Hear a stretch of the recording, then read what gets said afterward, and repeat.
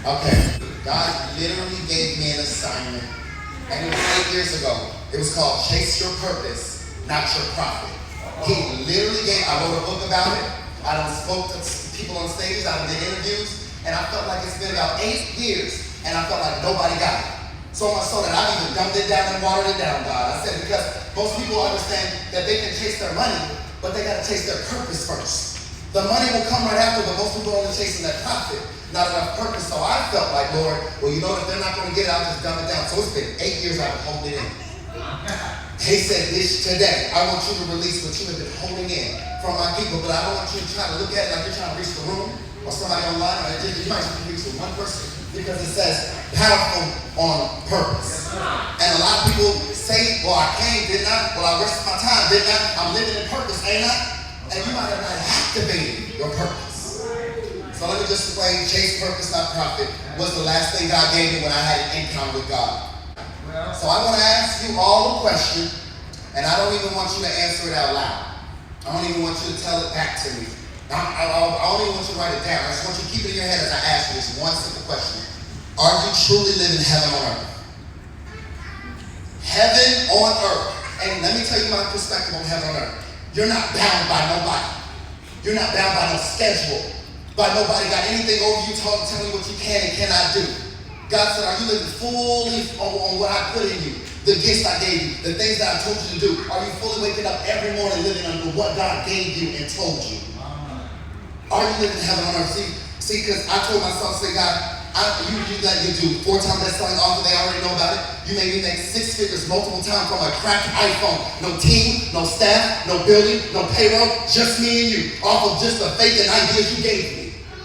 And then you got Eric Thomas, someone who's highly, in 2018, was very looked at in the public. Eric Thomas and Vanessa Thomas endorsed Arthur Brown in 2018. And now I'm sitting here, got this university that's helping thousands, if not millions of people turn their followers into clients because you're an entrepreneur. But are you posting the right things? Is your social media marketing up to par? You got the website, you got the LLC, you invested in a not-for-profit, but do you know what you're saying with the language? Because it's going to be random social media people you don't know who are going to fund you, not family and friends. All right. So God told me. So God said, are you really living heaven on earth? It says, see, some of y'all, if you ask yourself this question, are you living heaven on earth? You answer yourself, yes. You know why you said yes? It's because you had an encounter with God. It's because you had something, a situation in your life that was so real, like you know what the bank account say, positions or accolades say, you know God. And can't nobody waver you from it. You can stand all alone with just God because you believe that God gave me something that's tangible just for me. If you answer no, but silently, it's only because you're probably chasing purpose. You're not chasing purpose, you're chasing profit, you're chasing money, you're chasing a position, you're chasing accolades or titles or something, because when the money gets funny, you start to blame God. When the money gets funny, you start to serve your God, your money as if it's your God, instead of God as if it's your provider. So you start to doubt your purpose, doubt the things that are in you. You start to waver and be lukewarm, like he says, because you're not sure, you didn't have that real assuring encounter that assured you that you know God is going to cover you, regardless. See, 2015, I was facing 39 months in prison. 2015, for stealing $14,000 from my previous employer. You talking about chasing some money? I stole some money. I had that embezzlement charge over my head. I was facing 39 months in prison.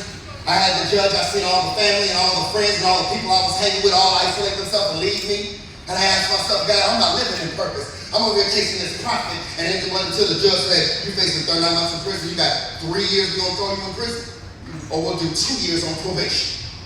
Well, Lord knows I took that 2 years on probation, but what do you do? What do you do?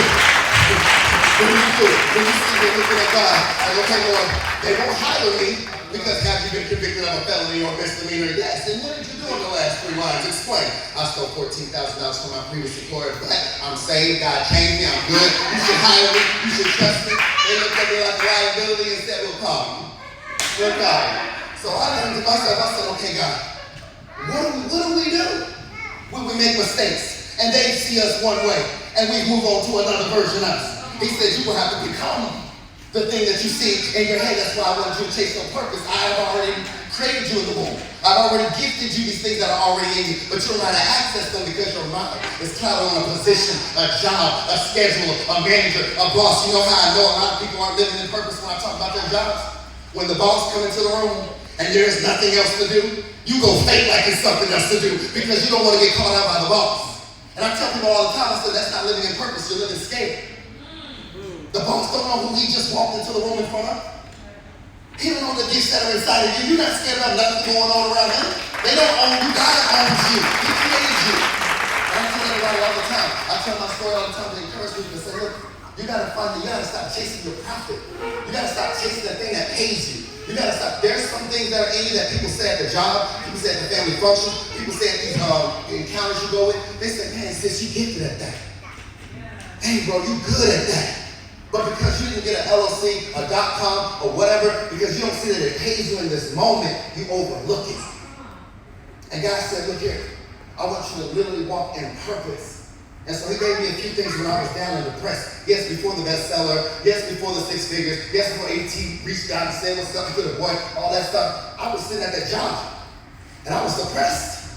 And what made me still $14,000 pocketed like an idiot at a cash register thinking I'm going to figure this out. I'm not going to pray and fast and wait on God. I'm just going to steal my own money, make my own ways in this earthly flesh man world, and I'll make it work till I was sitting rock bottom. And he had to make me make a decision. You got to become.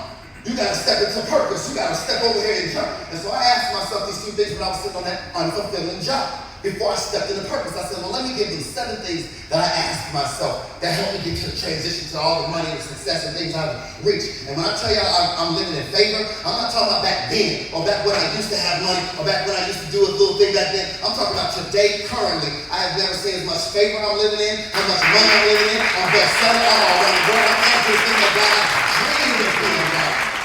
And he said, I want you to tell them what you felt when you were sitting around at that unfulfilling, unpurposeful job. When you was driving in the same route to the job, sitting in the car, worshiping and praying and crying to God, saying, God, it's got to be more than just this. As I fixed my face, walked into that place, and they said, hey, how are you? And I faked it, hey, how are you? Good, and you? Good. And I had this mask on for 8 hours. It wasn't myself. It wasn't living in purpose. It wasn't unfulfilled or happy. But I did it for a check. And God said, well, tell them what you did. The first thing we did, number 1, mindset versus you.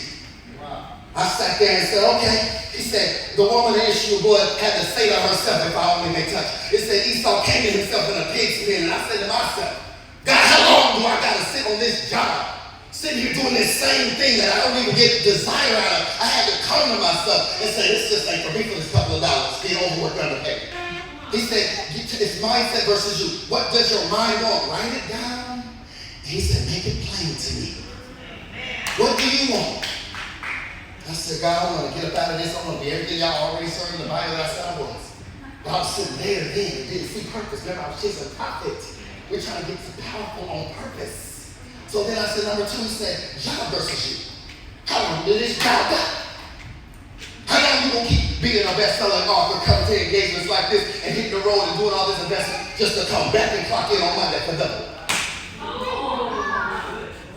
He said, how long you got? They got 6 months with you? They got a year with you? But they got, he said, give me a tangible time. And I'll start giving stuff and provision for you because your heart and your mind is made up. Mindset versus you, I'm getting ready to leave. Okay, bet. Because now it's going to be job versus you. Okay, cool. Now you got action versus scared. Yeah, because I know you was excited. That's why you came out. That's why you post. That's why you go live and tell everybody about the business what you got going on. You're excited. But you're still stuck. You haven't jumped. You're nervous and excited. You don't know when you want to jump. You just know now I want to jump. I don't know when, but I'm going to. And I'm feeling good. And God be trying every time. But God said, I'm ready for you to fly. You don't see what you're missing out on. You don't see what you're missing out. Then he told me, he said, we'll talk about invoices versus paycheck. I said, do we got to sit around every 2 weeks to wait for this check? Or do we want to send out invoices every day on our own time and be free on our own schedule? But you make it 2 weeks, you can send out for a couple of days with your coaching program, with that book you just wrote, with the things that are all invested in you that you don't really talk about or invest in. God said, I got you. I'm gonna use your story on the flip out. That's a message, but you gotta live, you gotta trust me. Then he said, okay, routine versus recycle. You go on this same routine every day. You do the same thing every year, every month. And you do the same stuff yearly, and nothing really changes. And New Year come around, give you New Year's resolutions on what you want God to do and move in your life, and you do the same thing. You don't recycle what I've put in you. I told you to be a speaker. I told you to build that business. I told you to go forth, but you didn't go forth. You sat and stayed in neutral on what was comfortable. So then he said, okay. He said, talk to them about heaven on earth. When you finally get all those things, you figure this out with me. What did heaven on earth look like? I noticed that it wasn't good because God gave me the scripture that says it's not good for man to be alone. You don't feel good and desire there. You fake it like you're somebody at the job for however many hours they tell you to fake it, and then you go home and you're drained out. Then you got this thing you're building on the side hustle, this thing you're building, but you don't spend 9 to 5 like you do over there, over here on you. You don't work on the weekends like that because you're tired and you're worn out. And God said, I need you to step into trusting me again. You used to say things like, Lord, if you never bless me again, I don't need nothing else. Now all of a sudden you're begging me for the rent. Begging me for these bills. Begging me, and I've been telling you to step into this thing that I've called you to be. So I'm going to go back to my very first question I asked you. Are you living honestly heaven on earth right now? You can answer that to yourself. Come up to me, maybe say yes, maybe say I don't know. But answer to yes, honest, you got a question. I don't even need to know it if you don't want to tell me. All right? That's all I have for y'all. My name is Arthur Brown. I'm providing that. I appreciate y'all.